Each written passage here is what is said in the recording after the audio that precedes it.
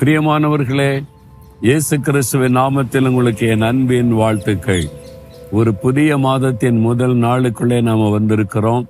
கடந்த காலமெல்லாம் ஆண்டவர் நம்மை பாதுகாத்து அற்புதமாய் நடத்தினார். தேவனுக்கு ஸ்தோத்திரம். இந்த மாதத்துல தேவன் எனக்கு என்ன வாக்கு வைத்திருக்கிறார் என்று ஆவலோடு காத்திருக்கிறீங்க. நான் எங்கிருந்து பேசுறேன்னு தெரியுமா? இஸ்ரவேல் தேசத்துல எருசலேம் பட்டணத்துல ஏரோது வாசலுக்கு முன்னால் நின்று பேசுகிறேன். இங்க பாத்தீங்களா, அது எருசலேமினுடைய மதில் சுவர். இதுல பல வாசல்கள் இருக்கிறது. அதிலே ஒரு வாசல் தான் இது ஏரோது வாசல் என்று அழைக்கப்படுகிறது. இயேசுவின் நாட்கள்ல ஏரோது அதிகாரத்தில் இருந்தார் அல்லவா? அந்த ஏரோது ராஜா இந்த வழியாகத்தான் பட்டணத்திற்குள்ளே போவார் வருவார். அவருக்கென்று தனியாக ஒரு வாசல் நியமிக்கப்பட்டிருந்தது. அதனால இது ஏரோது வாசல், ஹேரட் கேட் என்று அழைக்கப்படுகிறது. அங்கிருந்து கொண்டுதான் உங்களோடு நான் இப்பொழுது பேசுகிறேன். சரி, இந்த நாள்ல ஆண்டவர் எனக்கு என்ன வாக்கு வைத்திருக்கிறார், இந்த மாதம் முழுவதும் எப்படி நடத்த போகிறார் என்று ஆவலோடு காத்திருக்கிறீங்கல்ல.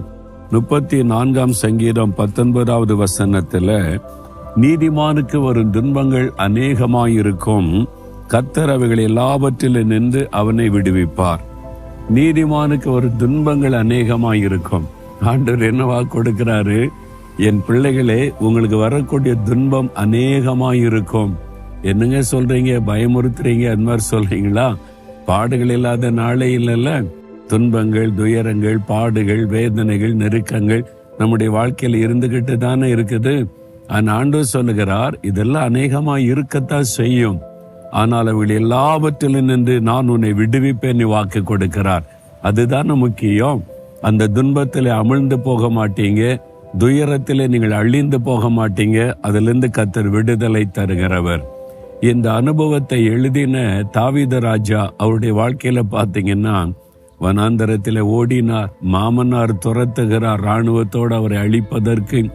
கோலியாத் என்ற ராட்சதனுக்கு முன்னால போய் நின்று வெற்றி பெற்றனால பெலிஸ்தர்கள் கொலை செய்ய தேடுகிறார்கள்.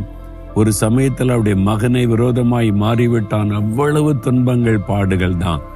நீதிமானுக்கு ஒரு துன்பம் அதிகமாகத்தான் இருக்கும். ஆனால் ஒன்றிலே தாவீதை கர்த்தர் கைவிடவில்லை, விட்டு கொடுக்கவில்லை. அதனால தான் அவர் சொல்லுகிறார், கர்த்தர் விடுவிப்பார். உங்களுக்கு ஆண்டவர் வாக்கு கொடுக்கிறார், என் மகனே மகளே, இந்த துன்பத்தெல்லாம் கண்டு சோர்ந்து போகாத. அநேகமான துன்பம் வரத்தான் செய்யும், ஆனால் நான் உன்னை விடுவிப்பேன் என்று வாக்கு கொடுக்கிறார். யோபுடைய வாழ்க்கையில பாருங்க, அவன் கர்த்தரால் சாட்சி பெற்ற மனிதன், உத்தமன் என்று ஆண்டவர் சாட்சி கொடுக்கிறார். எவ்வளவு துன்பம் வந்தது, எவ்வளவு துயரம் வந்தது, வியாதி வந்தது, இழப்பு வந்தது, அவமானம் வந்தது, நெருக்கம் வந்தது. ஆண்டவர் அப்படியே விட்டு விட்டாரா? விடுதலையாக்கி கொண்டு வந்த 2 மடங்கு ஆசீர்வாதம் கொடுத்தார். உங்க வாழ்க்கையில நீங்க இருக்கிற இடத்துல, குடும்பத்துக்குள்ள, வாழ்கிற இடத்துல, பிசினஸ்ல, ஊழியத்துல துன்பங்கள், துயரங்கள் நெருக்கி கொண்டிருக்கலாம். பயப்படாதங்க, விடுதலை உண்டு, ஜெயம் உண்டு. கர்த்தர் விடுதலை தருவேன் வாக்கு கொடுத்திருக்கிறார்.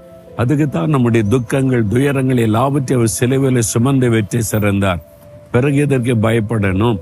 விடுதலை கொடுக்கிற ஆண்டவர் கூட இருக்கிறார். அதனால் இந்த துன்பங்கள், துயரங்கள் என்று பயப்பட மாட்டேன். வரட்டும், எத்தனை துன்பங்களும் துயரங்களும் நான் தாண்டி செல்லுவேன். விடுதலை கொடுக்கிற ஆண்டவர் என் கூட இருக்கிறான்னு தைரியமா சொல்லுங்க. ஒரு சமயம் ஒரு சகோதரர் கண்ணீர் விட்டு அழுதார். சகோதரர் ஒருத்தர் கண்ணீர் விட்டு அழுவது என்பது ரொம்ப அரிதான காரியம். அவ்வளவு துயர, வேதனை, நெருக்க, அவமானம் சொல்லி ரொம்ப மனசு வந்து போனேன். நான் ஆண்டவருக்கு பிரியமா தானே இருக்கிறேன், ஆண்டவருக்கு ஒப்பு கொடுத்தானே வாழ்றேன், எனக்கு இதெல்லாம் என்று சொல்லி பல கேள்விகளோடு வந்தார். இந்த வசனத்தை எடுத்து காண்பித்தேன். நீதிமான்களுக்கு தான் துன்பங்கள் அதிகமா வரும். அதனால நான் ஆண்டவருடைய பிள்ளையே தான் இருக்கிறேன், எனக்கு ஏன் தீமை வருதுன்னு சந்தேகப்படாதங்க. நீதிமானுக்கு தான் துன்பம் வரும். ஆண்டவரை ஸ்தோத்திரம் பண்ணுங்க. விடுதலை உண்டாகுன்னு தைரியப்படுத்தி அனுப்பினேன்.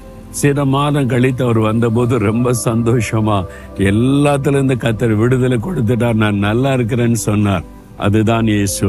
இன்னைக்கு உங்களுக்கு வாக்கு கொடுக்கிறார், என் மகனே மகளே, துன்பம் துயரத்தை கண்டு சோர்ந்து போகாத விடுதலை உண்டு. இப்ப ஜெபிக்கலாமா? ஆண்டவரே, நீர் துன்பங்கள் துயரங்களுக்கு மத்தியிலே விடுதலை கொடுக்கிற தேவன்.